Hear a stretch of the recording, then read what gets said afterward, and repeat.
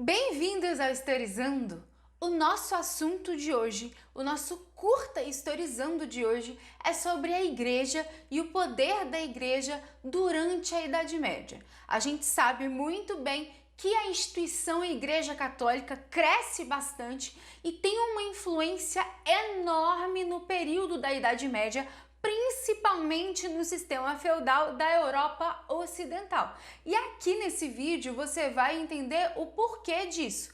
Por isso, continua assistindo. Se você gosta do Historizando, gosta de ter conteúdos por aqui, já deixa o seu like. Não se esquece de se inscrever nesse querido canal para muito mais. E lá na @historizandotati tem mais conteúdo para você.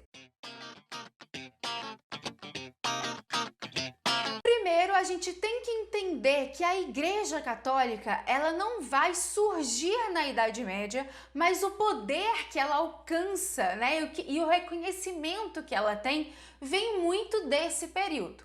O surgimento dela está atrelado ao Império Romano e aí, é claro, tem mais questões teológicas, né, do surgimento do cristianismo do que qualquer outra coisa. Mas eu vou relembrar de duas coisas importantes, que em 330 depois de Cristo, no Império Romano, existe a proibição da perseguição dos cristãos. Isso é muito importante, já que desde o surgimento do cristianismo dentro e inserido no Império Romano existe uma enorme perseguição. E a partir de 380 depois de Cristo, o cristianismo, na verdade, se torna a religião do Império Romano. Então isso já é um fator de extrema relevância, porque se torna a religião de um dos maiores impérios que já existiu. Então, quando se tem a queda do Império Romano do Ocidente, que é em 476 depois de Cristo, já existe aí uma influência muito forte do cristianismo, não só no Ocidente, mas também no Oriente, lá no Império Bizantino, em Constantinopla como capital. E eu já vou deixar aqui uma dica para vocês que temos vídeos sobre o Império Bizantino e lá eu também falo das questões religiosas. A partir do século VIII, com a dinastia carolíngia, que a gente também já tem vídeo aqui no canal, a igreja começa a ganhar muito poder e muitas terras. Pepino o Breve vai ser um dos primeiros a ceder inúmeros territórios para a Igreja Católica. Lembrando que na Idade Média, ter terra é ter posses, é ter poder. Não tem essa questão de dinheiro que a gente tem hoje, é muito mais atrelado à terra. Lembra lá dos feudos, senhores feudais? Pois é, a igreja acaba se tornando, digamos assim, um grande senhor feudal, né? Um grande sucerano, justamente por ter inúmeros territórios consigo. É justamente por ter muitos territórios e por ter influência com relação aos reis e imperadores que a força política da Igreja Católica vai também contar bastante. Nós temos, por exemplo, o Sacro Império Romano Germânico, que o próprio nome já diz, é sacro, justamente porque tem uma conexão, uma aliança muito forte com a Igreja Católica. Um dos maiores exemplos que também já falei lá no vídeo sobre os francos é o Carlos Magno, que vai ser coroado pela Igreja Católica e vai ter a responsabilidade de levar essa religião para todos os lugares em que se conquistava. E isso também ajuda bastante a difundir as ideias católicas pela Europa Ocidental. Assim, nós percebemos que a Igreja Católica tem um acúmulo de poderes. Esses poderes a gente pode dividir, por exemplo, entre espirituais e temporais. Quando a gente fala em poder espiritual, a gente está falando do controle religioso, com certeza. Acesso às sagradas escrituras e até mesmo controle e modificação de muitas coisas. A gente sabe que a Igreja Católica tiveram vários concílios ao longo da Idade Média que mudaram sim conceitos dentro das escrituras, dentro da Bíblia. Também tem a questão da moral cristã, dos costumes cristãos dentro aí da religião, dos dogmas religiosos e questões culturais e educacionais também voltado para a religião. Mas também nós temos os poderes temporais. O que significa isso? Poderes que não estão necessariamente atrelados à religião, mas que a igreja vai conseguir fazer essa união. Só um parênteses aqui antes de eu falar desses poderes temporais para você. quando a gente fala de igreja, de religião nesse período da Idade Média, a gente não separa as coisas. Hoje é muito comum, quando a gente vai falar de religião, a gente falar de religião e acabou. Dentro dos setores das nossas vidas, nós temos o setor religioso, o setor, de estudante, enfim, a gente consegue separar as coisas. Tanto que tem gente que nem tem essa parte religiosa, nem trabalha essa parte religiosa. Só que na Idade Média isso não existia. Tudo tinha religião inserido no meio. É até difícil a gente conseguir imaginar, a gente conseguir se colocar no lugar, porque hoje realmente as coisas são separadas. Mas tudo que as pessoas faziam tinha algo religioso atrelado, junto. Por isso esses poderes temporais vai com relação à política, como a gente já discutiu aqui, então tem essa questão de definição, de coroação de reis e de imperadores, de união com esses reis, alianças, justamente levando o poder da religião, da Igreja Católica para outros lugares. Então tem essa definição política muito forte. Tem questões econômicas, com a cobrança do dízimo e justamente o que eu falei aqui, ter a posse de inúmeras terras. Então a Igreja Católica vai se tornar um lugar muito rico, uma instituição muito rica da Idade Média. Tem as questões culturais, então todas as festas, todos os costumes, todos os modos, as crenças, tudo estava atrelado às questões religiosas. Tem a questão educacional, porque tudo e qualquer pessoa que quisesse ter uma educação mais formal, necessariamente tinha que estar atrelada à igreja. Até mesmo no século XIII, a partir do século XIII, na Idade Média, nós temos o surgimento das universidades. E essas universidades necessariamente eram da igreja, estavam juntos com a igreja.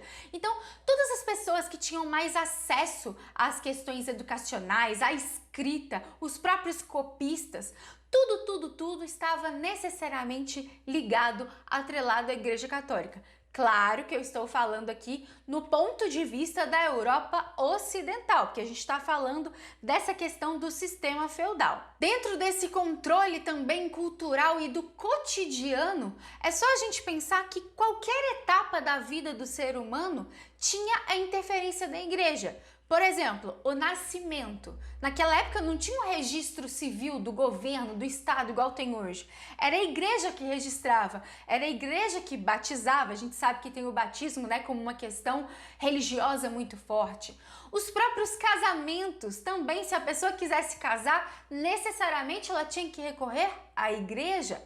A morte, a questão dos funerais, a questão da salvação, porque naquele período era de extrema importância você ser salvo, para você ir para o céu, para você então ser salvo e conseguir ter a paz aí mesmo depois da morte. Por isso, desde que nasce até o momento que morre, a igreja sempre está atrelada. E é claro, a obrigação de ir aos cultos, às missas, a obrigação do dízimo, tudo como eu disse aqui, tem uma ligação aí com essa instituição. As ações filantrópicas também contavam muito. Então as pessoas necessitadas, as pessoas com problemas, as pessoas com fome, com questões de saúde, também necessariamente precisavam recorrer à igreja. Então, quando você questionar o porquê da Igreja Católica ter um poder muito forte nesse período, é porque exatamente ela está ligada a tudo, a praticamente tudo. Tudo tinha uma questão religiosa, um pezinho da igreja, uma interferência da igreja, logo esse poder vai estar espalhado em todos os lugares. Lembrando que até em questões de punição, muitas das vezes a igreja estava envolvida, principalmente quando se fala de perseguição, de hereges, perseguição de pessoas que pecaram, perseguição de pessoas que não eram católicas, porque sim, existiam outras religiões, claro que existiam. O politeísmo também continua existindo nessa transição aí, Idade Média, Idade Moderna. Nós temos outras religiões monoteístas e sim, a intolerância religiosa era altíssima, Se até hoje a gente tem problemas com isso, imagina quando a igreja tinha um poder como esse. Um dos maiores exemplos dessa mistura de poderes da Igreja Católica são as cruzadas. Muitas das vezes as pessoas acreditam que as cruzadas são guerras religiosas e acabou. Só que não, as cruzadas, além de ter uma motivação e justificativas religiosas, tinha também questões políticas, comerciais e econômicas. A conquista de inúmeros territórios, as novas rotas comerciais, tudo isso através das cruzadas. E se você tem curiosidade de saber mais sobre as cruzadas, já tem um curto historizando aqui para você sobre elas. Falando em ter conteúdos, bastante inclusive aqui nesse historizando, se você ainda não é inscrito ou inscrita, por favor, se inscreva, te prometo que vai ter muita coisa legal e já tem muita coisa legal nos nossos arquivos. E deixe seu like se você está gostando desse vídeo.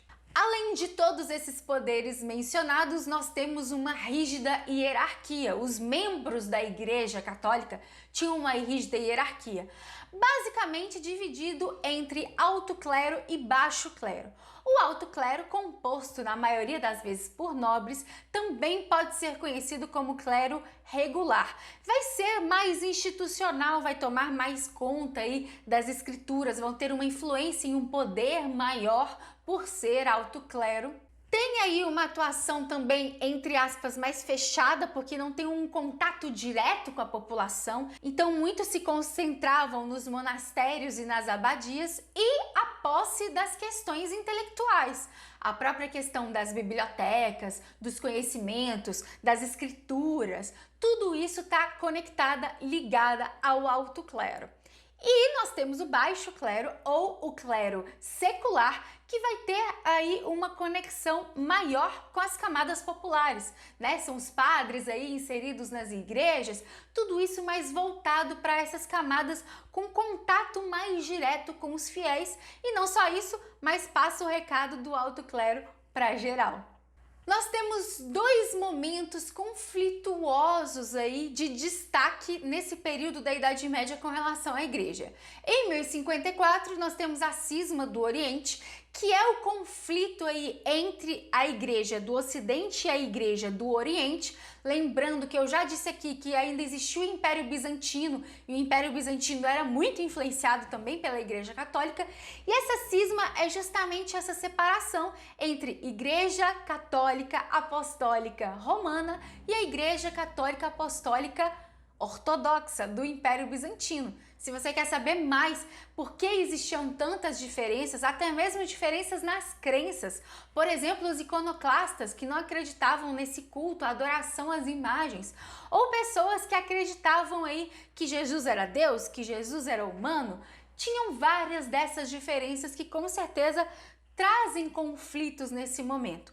Também no vídeo sobre o Império Bizantino tem mais sobre a cisma do Oriente, mas é importante saber que a Igreja Católica não era regular, não era constante, não tinha nenhum conflito, não era isso. Tinham vários conflitos, incluindo a cisma do Oriente e a querela das investiduras, que vai ser um conflito justamente relacionado com o poder político, porque muitas das vezes o imperador é que podia nomear cargos dentro do clero, e muito disso a igreja não concordava, estava insatisfeito. Então essa querela das investiduras é esse confronto aí entre poder político e poder religioso. Muitas das vezes sim, tinham alianças, mas tinham vezes que tinham problemas e conflitos. Porém, em 1122 tem a assinatura da Concordata de Worms, e aí muitas das vezes o imperador do Sacro Império Romano Germânico deixa de fato a igreja ter resoluções importantes, e isso, é claro, dá mais poder ainda à Igreja Católica. Por último, mas não menos importante, em 1213,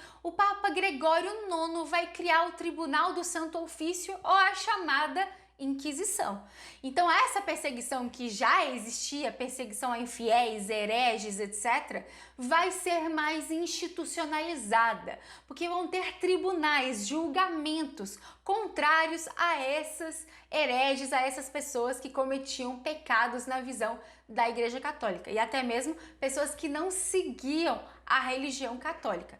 Essa Inquisição é bastante falada até os dias de hoje, né? Tem muito filme, muita coisa sobre a Inquisição, mas é importante lembrar que é um tribunal que vai ter sim uma perseguição e que não necessariamente termina na morte na fogueira. Pode acontecer? Pode acontecer, mas não necessariamente. Existiam torturas, existia prisão, existia apenas o julgamento e pagamento, né, do dízimo, enfim, tem vários os formatos. Se você quiser um vídeo específico sobre Inquisição aqui no Historizando, já deixa o seu comentário. Bom, é isso. Eu espero que você tenha gostado, espero que você tenha entendido o tanto de poder que a Igreja Católica tinha na Idade Média, e isso com certeza influencia muito esse período de mais de 1000 anos. Se tem alguma dúvida, deixa nos comentários, deixa o seu like se você gostou desse vídeo, se inscreve no canal se ainda não for inscrito ou inscrita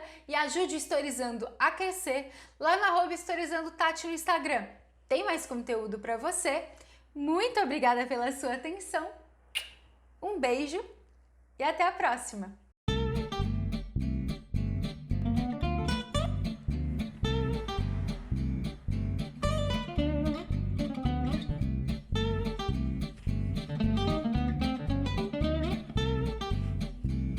Então esse poder, por que